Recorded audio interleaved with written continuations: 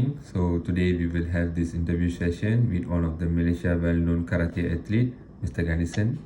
So without further ado, let's hear from him. Hi, Mr. Ganesan. Hi Rajiv. It's good to have you to have this conversation.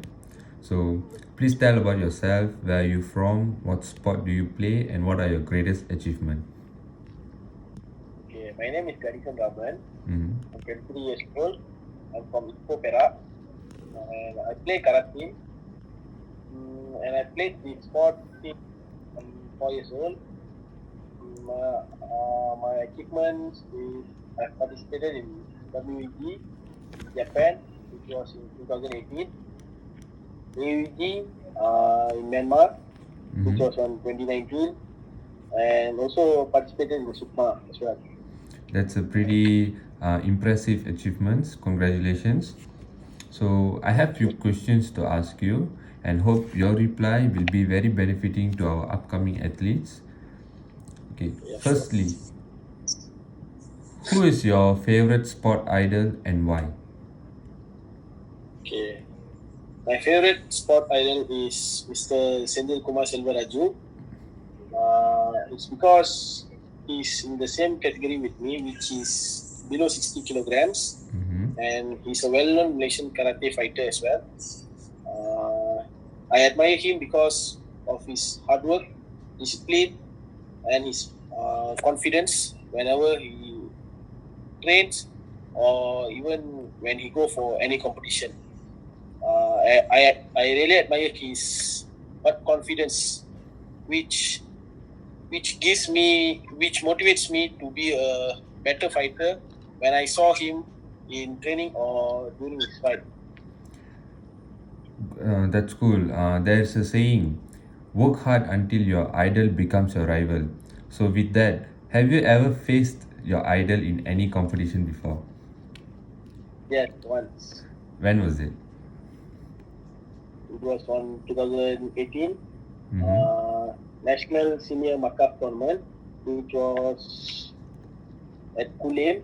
I met him at the final round. That's good. Okay. Next question. Karate is an individual sport. So, what are the reasons you like being in an individual sport? Okay, basically I'm not a team player where I can cope up in team sports such as soccer, rugby or anything else because I'm not a team player. So I focused on myself more rather than being in a team. Okay. So I can I can grow myself. So it keeps me to become a better fighter.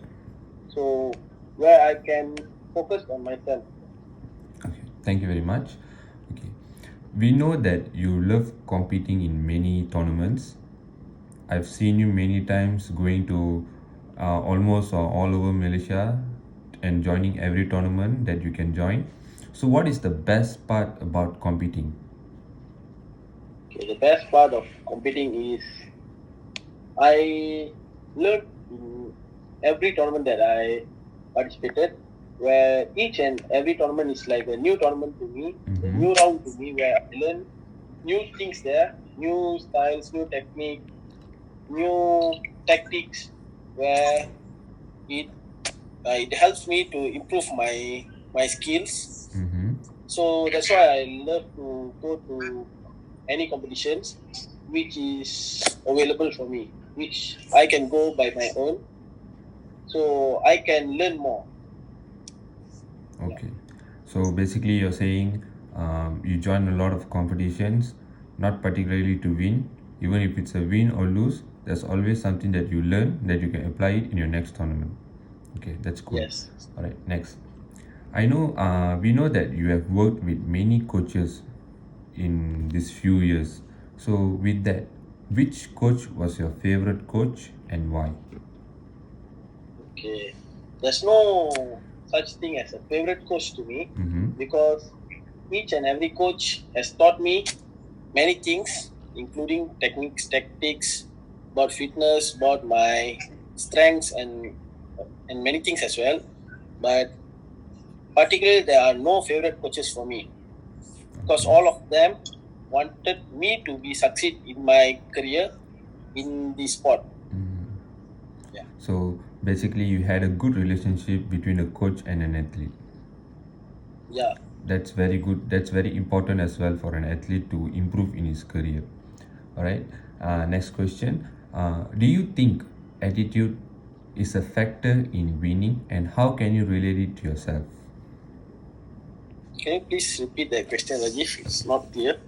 Do you think attitude is a Hmm. factor in winning, and how can you relate it to yourself? Yes.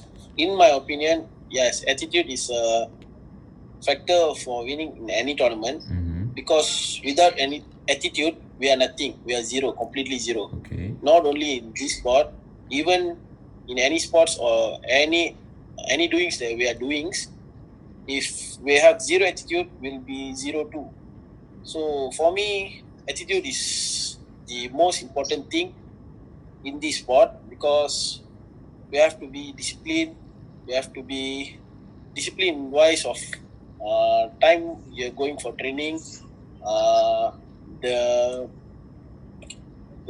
food that you're consuming, and you have to take care of your weight and so many things. So actually, it's the most important thing to succeed in anything in our life. Yes, I agree with you completely. And how can you relate it to yourself? Basically, when you're going for a tournament or a competition, how do you implement this winning attitude, this winning mentality in yourself, and how do you react during your competition? Okay.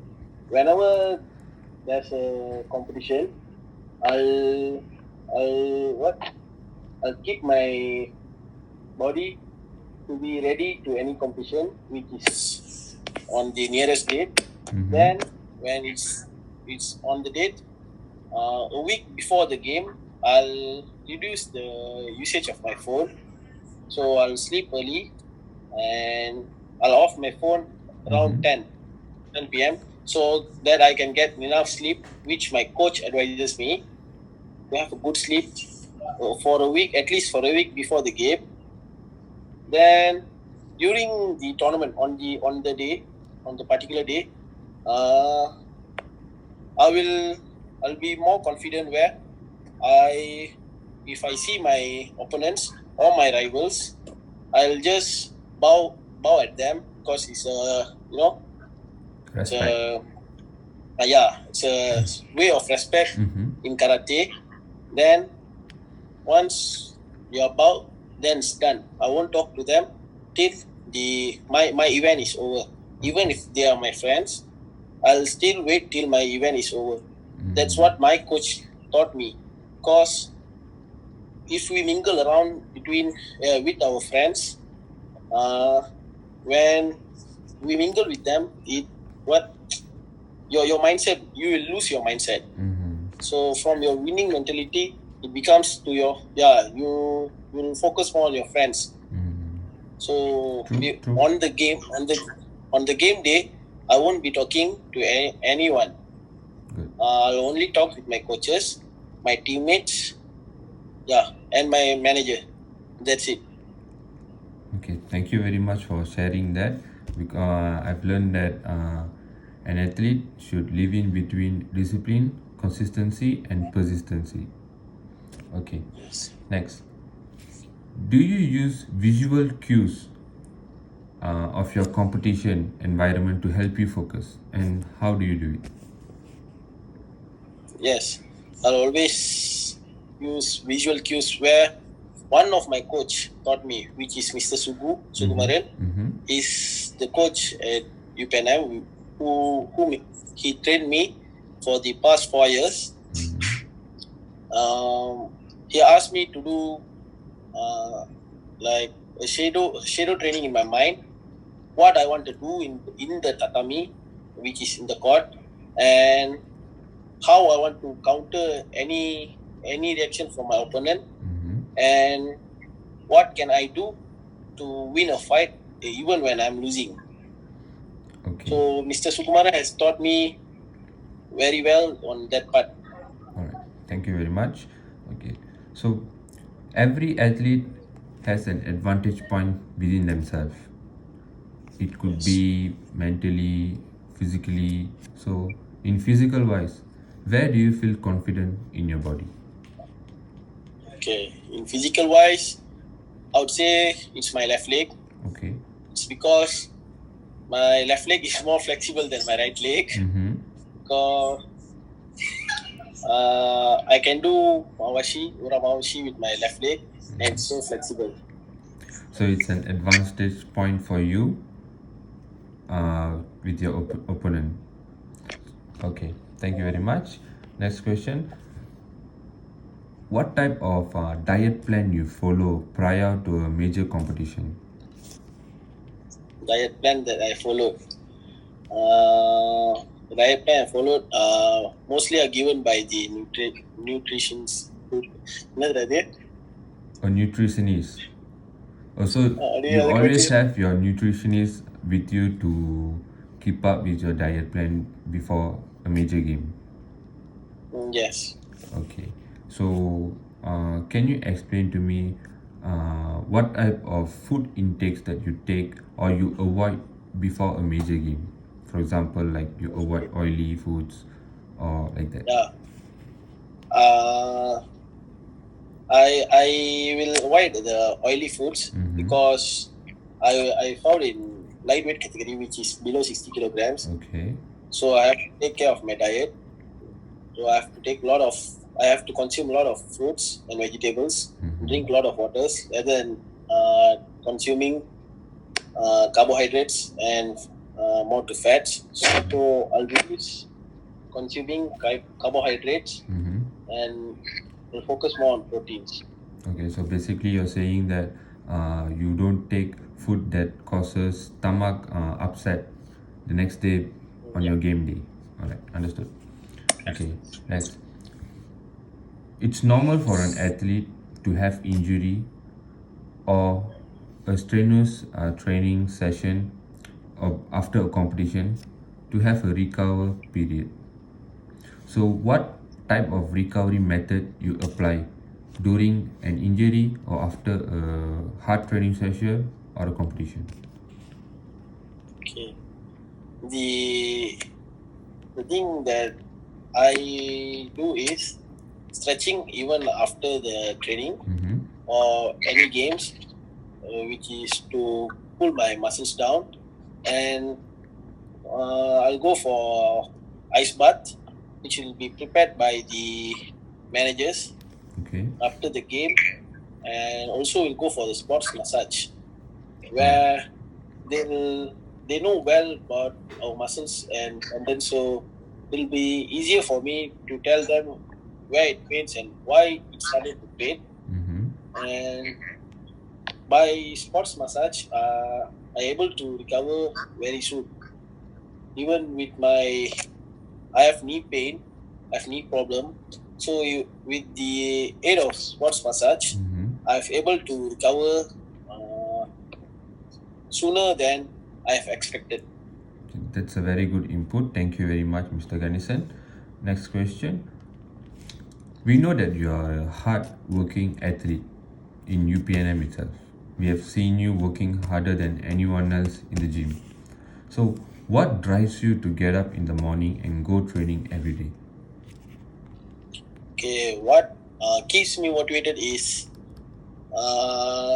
one day I want to become like Mr. Senjit, where I wanted to fight at least where I can draw the game with him.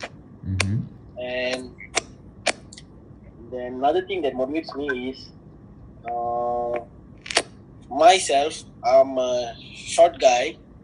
I'm the shortest guy in my category. Okay. So if I want to win in any game in my category, so I have to work hard than others, so that I can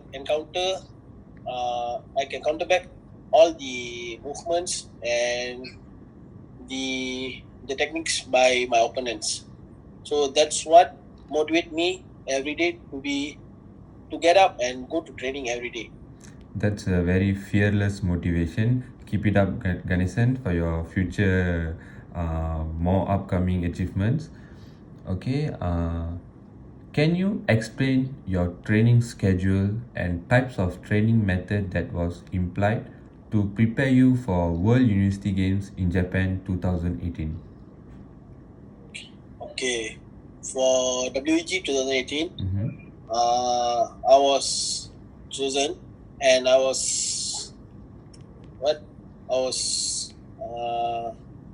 dia diberitahu. Inform?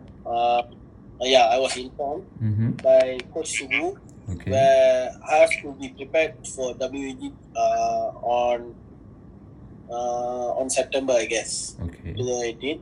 So he informed me on February 2018. Yeah, after Suki 2018, he have informed me Mm-hmm. that they have chosen me, and I have to prepare mentally and physically. So starting from March, we have started our training since March. Mm-hmm. We have trained at multiple places such as UPNM, UPM, and MSM. So for the first 1.5 months, Okay. we focused on cardio training, more to our fitness. So such as short distance running, mountain climbing, more to that. Following month, we were focused on muscle building Okay. to be fit and to be fit during our fight for the whole 3 minutes. Mm-hmm. And 1 month before the game, the whole month when we are doing the cardio training, the fitness training, we are also trained for our techniques and tactics. So during the last month, 1 month before the game, we were asked to train on more on techniques and tactics, where it helps us to score, because it's an international tournament. Mm-hmm. So it helps us to know how to score even better. So once we are done, uh, after that, 2 weeks before the game, we have slowed down our training, where we will come to our training ground, and we'll train as light as possible to prevent any injuries. Okay. So we'll do more on shadow trainings, Mm-hmm. agility trainings, like that. Not more to power trainings. We were asked to do on more to agility and shadow trainings. Okay. So what you said was a recap that before WUG, you went through a general physical training and also specified sports skill training together, and also you developed your tactic and techniques together about on karate sport, and before 2 weeks you undergo tapering, so it gives you the super compensation level where you reach your peak performance at the time where you go for your game. Thank you very much, Mr. Ganesan. Following question: since what age are you playing this sport, and when did you start high performance training? Okay, I've started to play karate since I'm 4 years old. It was inspired by my father, who was a former national karate athlete. Mm-hmm. And about the high intensity training, I would say that it started when in the year of 2016 for Sukma training, Sukma 2016. So that's where we have trained 4 to 5 times a week in Anasan Tara. Each day, the training will be on 2 sessions, 8 to 10 in the morning and 7 to 9 in the evening. So that's where it started. Okay, thank you very much. So, what is your opinion on starting high performance training at teenage and after teenage? For example, below 20 years and after 20 years. When do you think is the correct time to start high performance training? I don't know when is the right time, but what I've learned is as the age increases, we can do better than the previous one, because as we are getting older, we can adapt to any situations, and our muscles are likely to become very strong than our teenage years when we are in teenage. That is very true. So,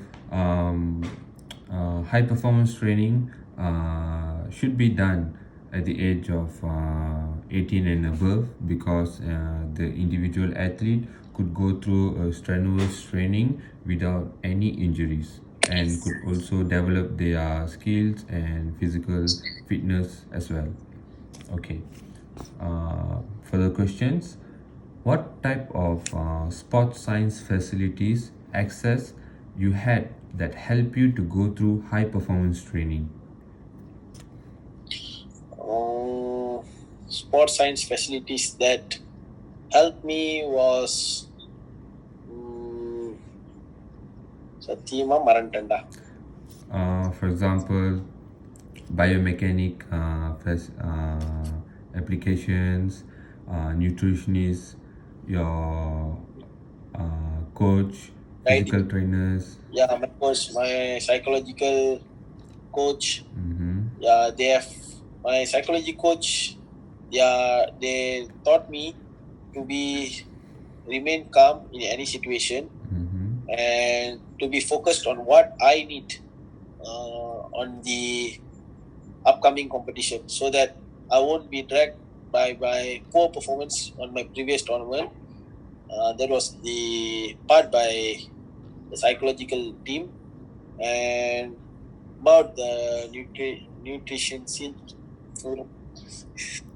by the yes, they have gave me an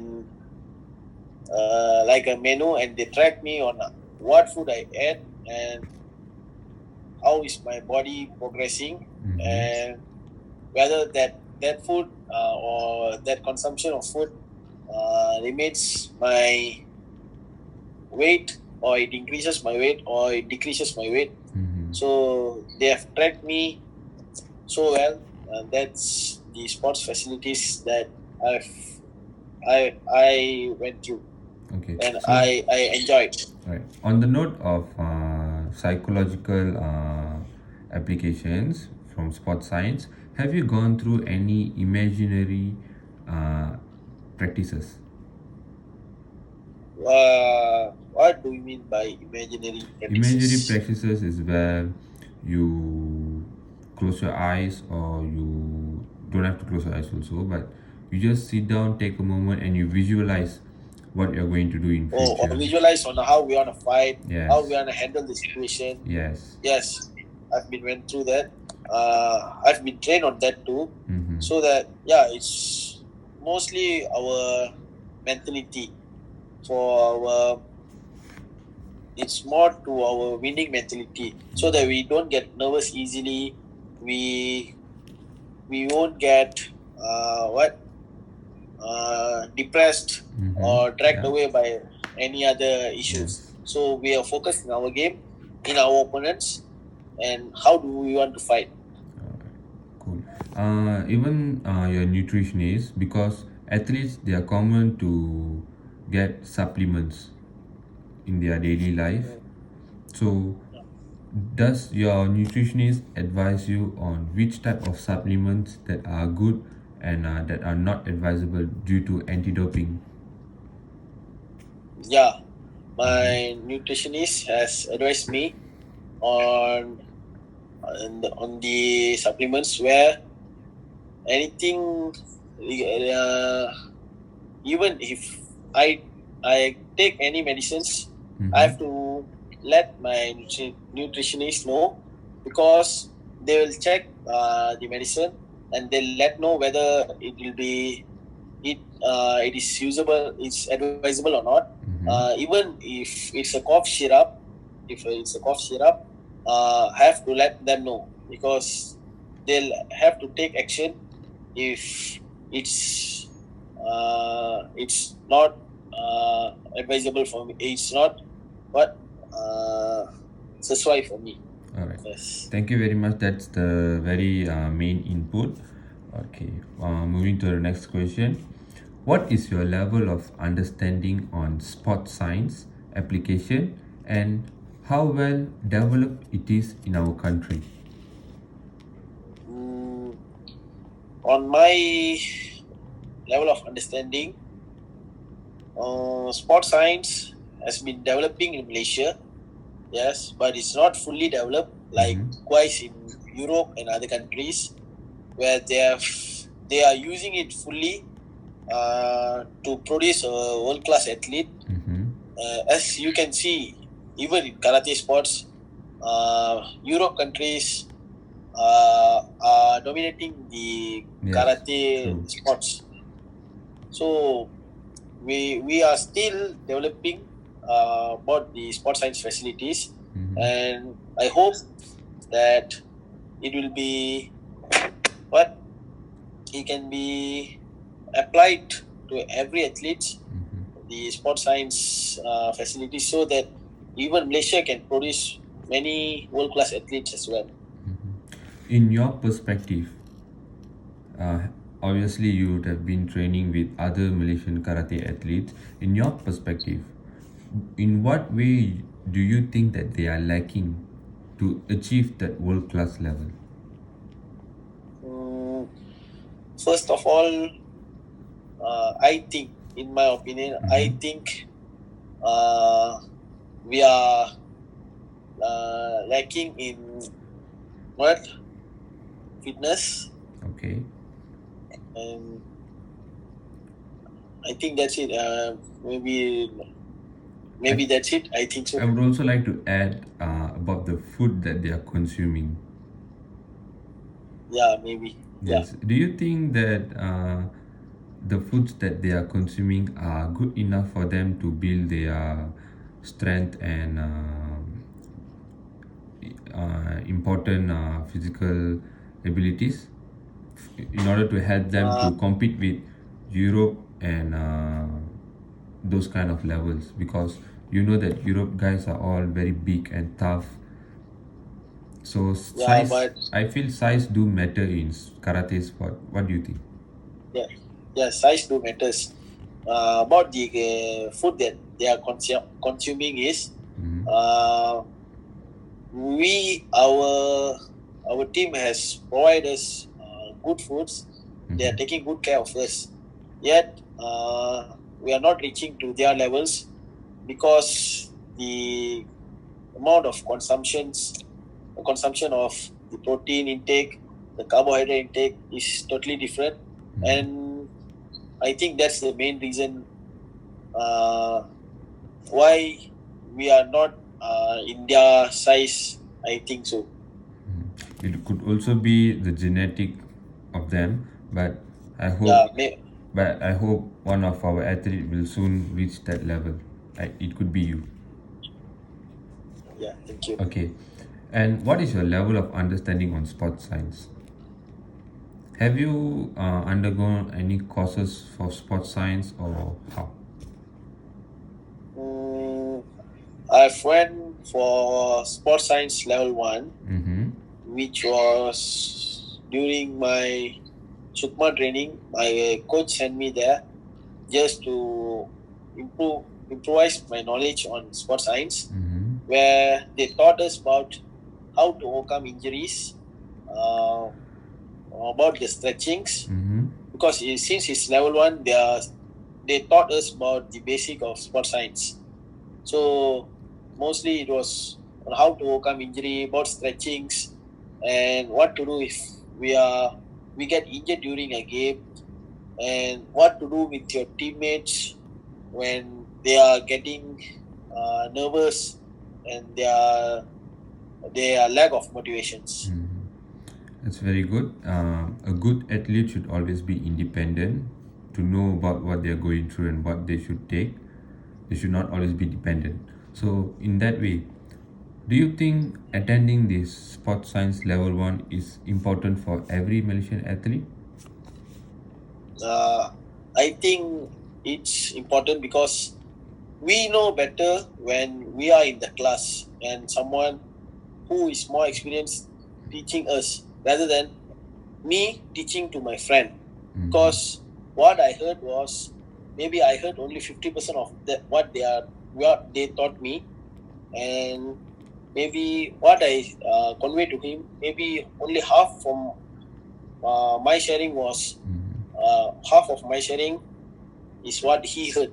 So that's where it won't be so much clear if a guy who is not a professional at teaching about sports science or not an experienced one who is teaching sports science to another one. So I think everyone should attend the sports science class.